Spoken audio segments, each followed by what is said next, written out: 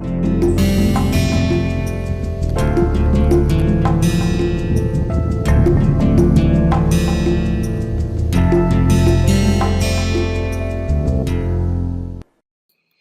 and welcome to another session of Introduction to Astrophysical Fluids. In this session, we just continue our discussion from the previous session on the Inviscid invariants for MHD fluids. Okay, so last time we discussed the conservation of mass, we discussed the subtle issues related to the conservation of linear momentum, and also finally we discussed very thoroughly the invariance or the conservation of the total energy. Now, as I just said, that unlike the ordinary hydrodynamic case, here we have three components of the total energy. One is the kinetic energy, another is the magnetic energy, the third one is the compressible thermodynamic energy, or sometimes we also say compressible potential type of energy. Okay. So, and we also saw that the form of that energy part, that compressible energy part, actually changes from, depending on the nature of the closure. Okay. Here in our cases, we just used two, we just showed that, two very simple closures. One was the isothermal closure, another was the polytropic closure. Okay. And then we also showed that basically the del T of the, or the ddt of the total energy basically boils down to a divergence of some quantity. Okay. And then also there is a point, that subtle point, that whether that divergence when gets integrated would vanish or not. For that we have to assure that at every point on the surface enclosing the volume of the flow, of the whole flow, is such that, or rather how to say that, at every point of the enclosing surface, okay, the dot product of certain quantities, let's say the velocity or the magnetic field, must vanish, okay, when it gets scalarly contracted with the surface area vector. Okay, so, or the surface vector. Okay, so that was all about the energy conservation. Now in this discussion we will discuss we will first introduce some quantities, new quantities, and then we also discuss the invariance. Okay, so the first one is the cross helicity. Okay, so cross helicity is nothing but a quantity whose density is given by the velocity, given by the scalar product of velocity and magnetic field. So if you just integrate V dot B over the whole space, you will get the total cross helicity. Okay, and this is very important quantity in MHD because this somehow gives a measure of the interlinkedness of the velocity and the magnetic lines of force. Okay, so, or rather the streamlines and the magnetic lines of force. Okay, and people actually have succeeded to show that this quantity is an inviscid invariant in ideal MHD. Now what exactly is the implication of that? Maybe we can discuss very briefly when we will discuss the turbulence in a plasma or in an MHD fluid. And there can be other implications as well. So, but in the scope of this course, it is just at least as of now, it will be just an information that cross helicity is an inviscid invariant of ideal MHD. Okay, both compressible and incompressible. Okay, now my question to you is that can you show that? So in the last lecture I showed you very carefully step by step how to derive the energy conservation equation. So as you can easily understand, for to show cross helicity conservation, you have to start with the equations like this: V dot B, and then you will have two terms, V dot del T B plus V dot del T V, correct? And then you have to use the governing equations to write the whole thing in such a manner that either that should be 0 or that should boil down to a global divergence term. Okay. Now, remember one very interesting thing, that when we discussed normal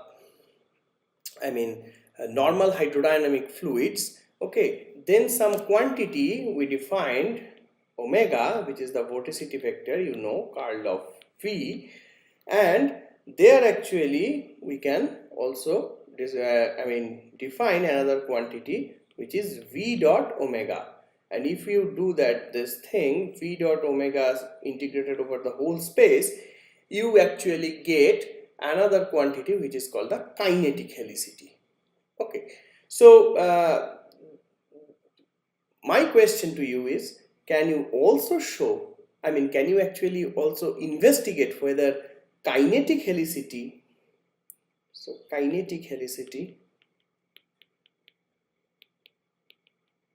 which looks like this, V dot omega d tau, is an Inviscid invariant or not? Okay, and actually you will see that in case of normal MHD, kinetic helicity is no longer a Inviscid invariant. Okay, so those two things you have to understand.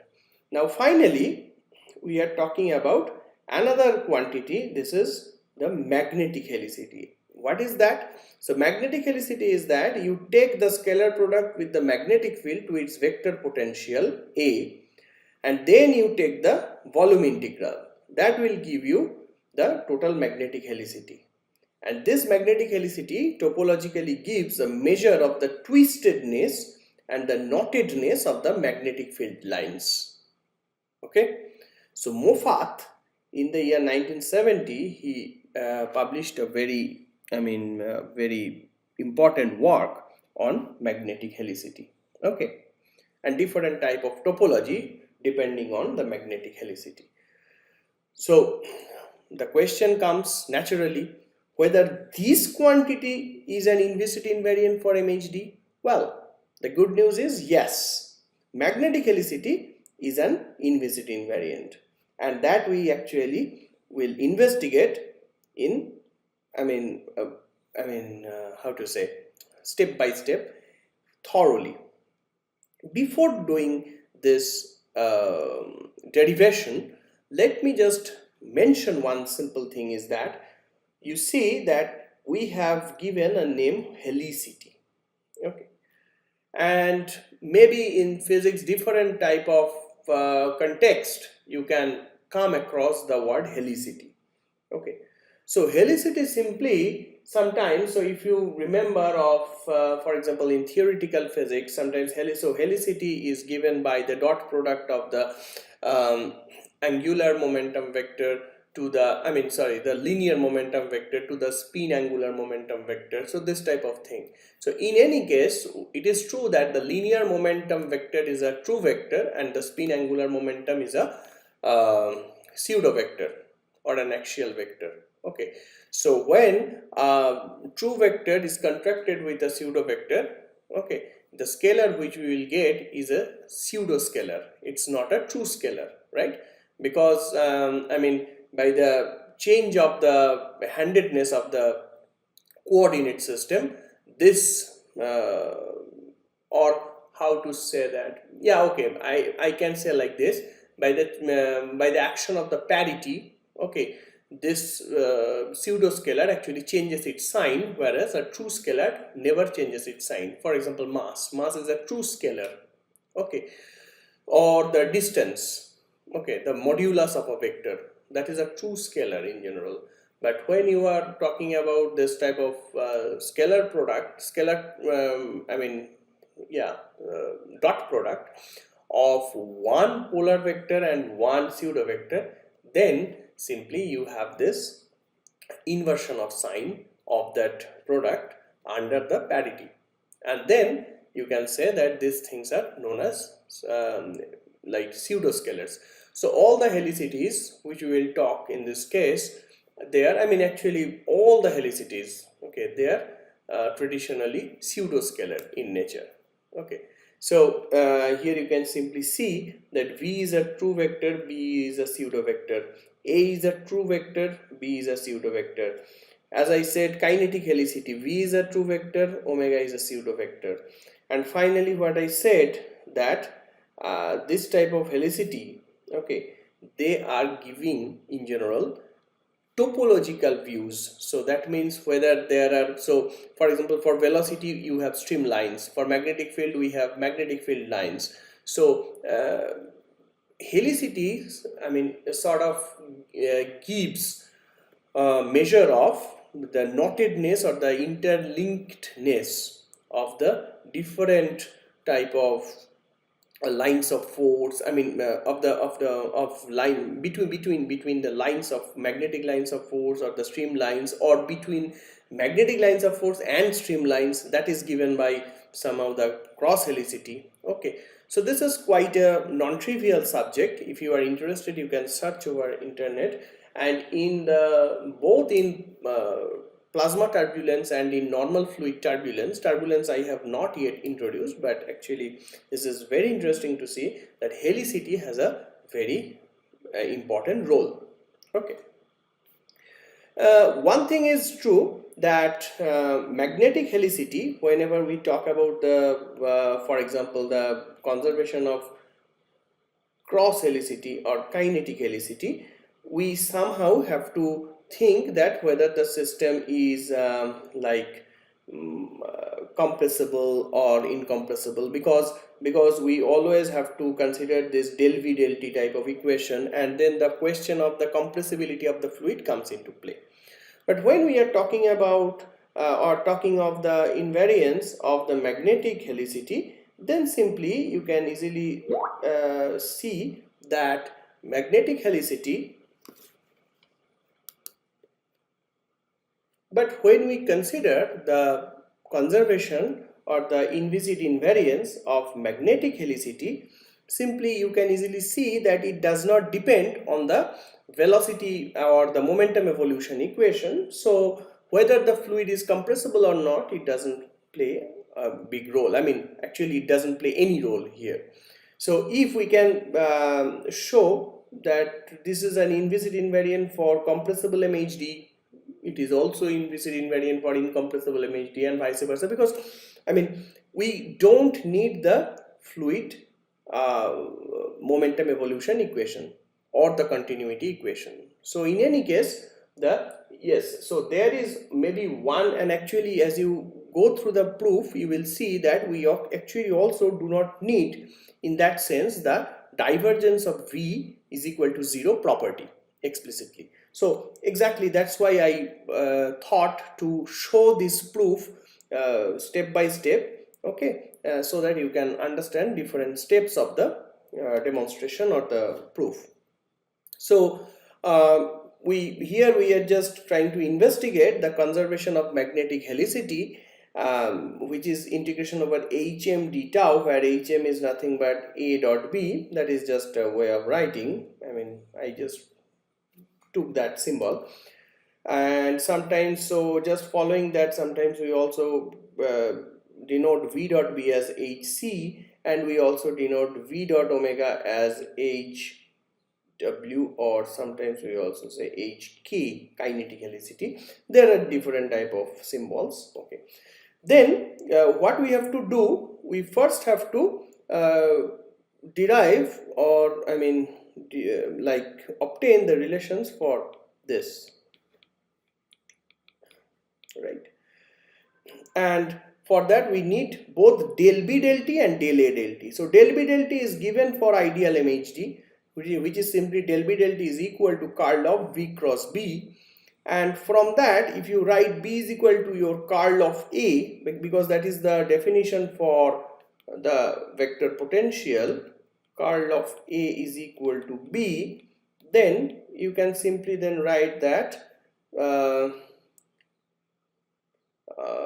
curl of del A del T is equal to curl of V cross B. So del A del T will simply be equal to V cross B, again V cross B, you can write V cross curl of A, plus, because they are the curl of something curl of M is equal to curl of N simply says that M is equal to N plus some gradient, because if you take the curl of both sides, then these will vanish identically under a curl. So because curl of grad is 0, and that's why we have written del A del T is equal to V cross curl of A plus an arbitrary gradient of some scalar phi.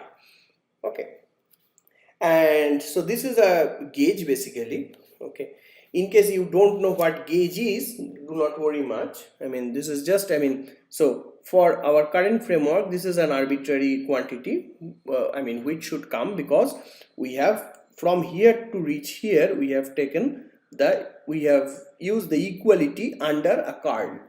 Okay, so finally, del del T of A dot B is nothing but del A del T dot B plus del B del T dot A. That we agree. And then del del T of A dot B is nothing but U cross B plus gradient of psi dot B plus A dot curl of U cross B. Okay. Now so first of all, you will see that this part comes really from the del A del T part, and this term just comes from del B del T part. Okay, so this one I have taken here to contract into a divergence because divergence of B is 0. So I can take B inside this and to write, I mean, we can write divergence of psi times B plus, then you can see there are two things. One is you have one term U cross B dot B, which is 0, because in a scalar triple product, if two elements are equal minimum, then this is 0. So this is 0. So no problem with this term. Then we have this term. And this we can again use the identity that curl of M cross N is simply equal to curl of, divergence of M cross N, I am sorry, is equal to curl of M dot N minus curl of N dot M. So just using that identity, we can write this one as divergence of U cross B cross A plus curl of A dot U cross B. Now what is curl of A? Curl of A is again B. So B dot U cross B is 0. So finally I have this equation. So you see in the whole proof, so del del T of A dot B is nothing but a divergence of a whole thing, where this thing inside this divergence, I mean under this divergence, has no problem to be vanished at infinity, because B dot, either it will contain terms like B dot ds or it will contain terms U dot ds. Okay, B dot ds or U dot ds. So in any case, you will see that this will give you this will ascertain you the inviscid invariance of the magnetic helicity. However, as I said, that we don't need any compressibility or incompressibility to show that. Okay, and as you have also remarked that here in this whole demonstration, we have also not used any closure property. That means P, whether this is a polytropic fluid or this is a barotropic fluid or this is an isothermal fluid, we don't worry. Okay, so that's why the conservation of magnetic helicity is a very robust property of a fluid, irrespective of its closure, irrespective of its compressibility. Okay, and so that's why this is very, very interesting for physicists who are doing also several type of thing like in space physics, including plasma turbulence, dynamo, several type of dynamo. So dynamo I have not yet introduced. So those two things, turbulence and dynamo, I will introduce very briefly in the last 2 weeks. Okay, so in the whole discussion till now, we have discussed the inviscid invariance of several variables. Okay, most of them are scalar in nature. Of course, mass and energy, they are true scalars in nature, and all the helicities, they are pseudo-scalar in nature. And also we discussed the only vector quantity and the conservation of this, that is the linear momentum, and we said that this is very subtle and this is not in general conserved due to the quantity like B tensorial B. Okay, so for all this thing in a nutshell, we actually saw that several physical quantities are conserved in ideal MHD, but this type of conservations are of prior importance in modeling different type of, or rather in explaining different phenomena in space and astrophysics. Okay, but the question is that whether the plasma, okay, or the MHD fluid which we are trying to describe, okay, in a certain specific astrophysical or space physical framework, what is the guarantee that the ideal MHD assumption is a good assumption? Because finally, if we can say that our fluid is such that this is of MHD type and all the viscous effects like the kinematic viscosity, the magnetic diffusivity, they are negligibly small or they are non-existing. Okay, well, non-existing is not possible, but at least they are negligibly small, then we can use this conservation of this helicity, energy, this type of thing, mass. But if this, of course, for mass we don't need viscosity, that's true, that is just a very normal thing. But for example, for magnetic helicity conservation, it's true that if we have eta, okay, if we have nu, for example, the kinematic viscosity, but no eta, then the magnetic helicity is conserved, that's true. But if eta is there, the magnetic diffusivity, magnetic helicity is no longer conserved. Okay, so the question is that in practice, under which circumstances we can assume the MHD fluid which we are treating is an ideal one? Well, of course, the first the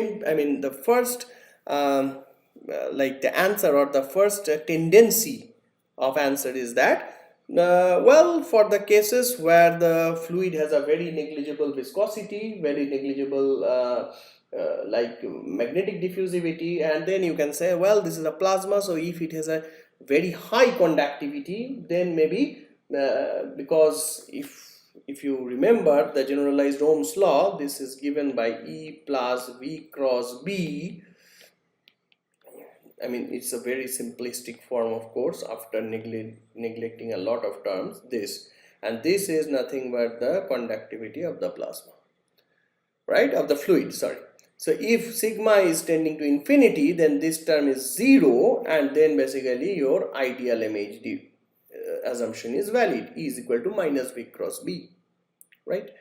Now the question is that, is it really necessary that always this should be very, very greater? Well, of course not. A smart answer is, well, this ratio should be very small with respect to these terms. Okay, then that is something very important, and that's exactly what is exploited in the framework of space and astrophysics.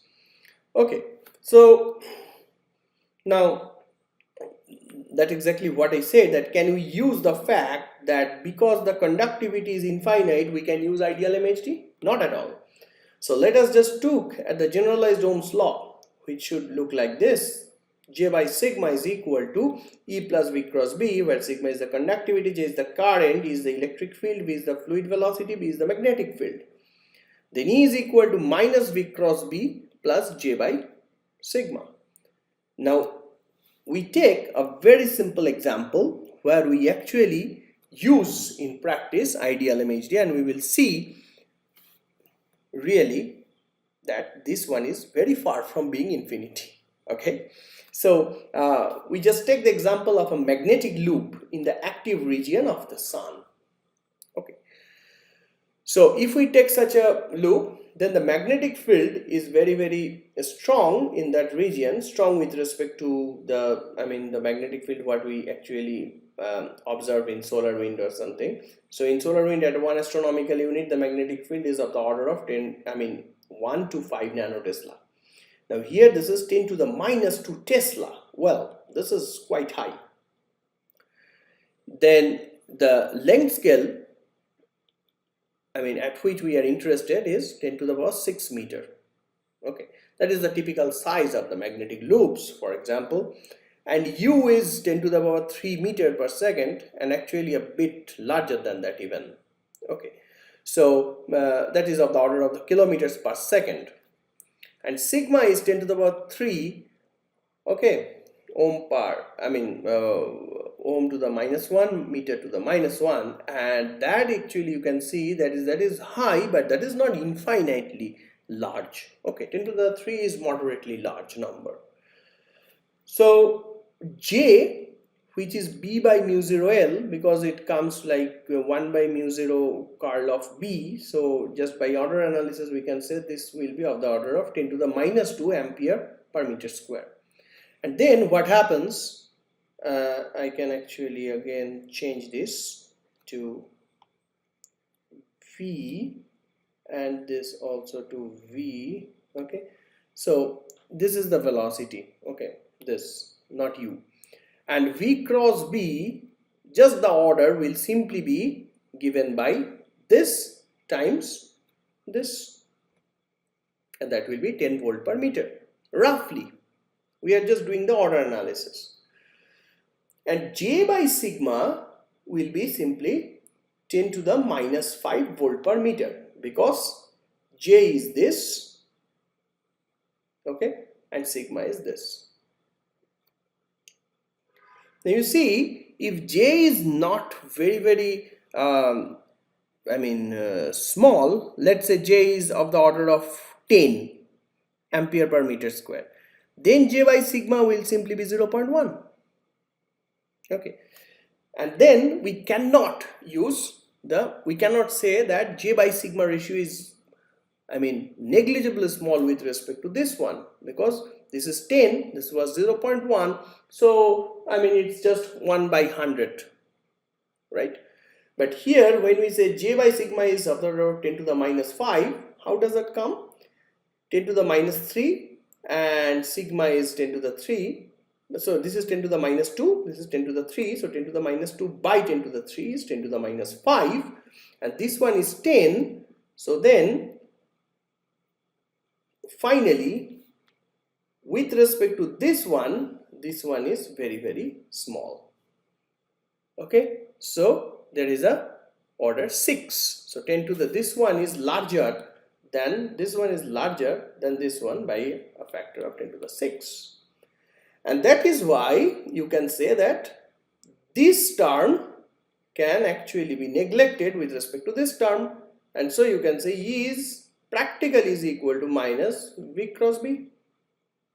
Okay, so your ideal MHD situation is retrieved. Okay, so that is something very interesting, that whenever doing some analytical relations and analytical like inferences, like some quantities are conserved, some quantities are not conserved, and so this type of inferences are very good, but on the other hand, it is also important to have a practical knowledge, so that you know the real order of magnitude of the parameters on the fields in several cases. Okay, for example, the magnetic field, the density. If you just do analytics using B, V, rho, P, T, without really knowing that whether what would be the practical values for V, B, rho, E, then actually this is just what? This is just playing a violin to a deaf person, right? You cannot enjoy the real essence of the subject.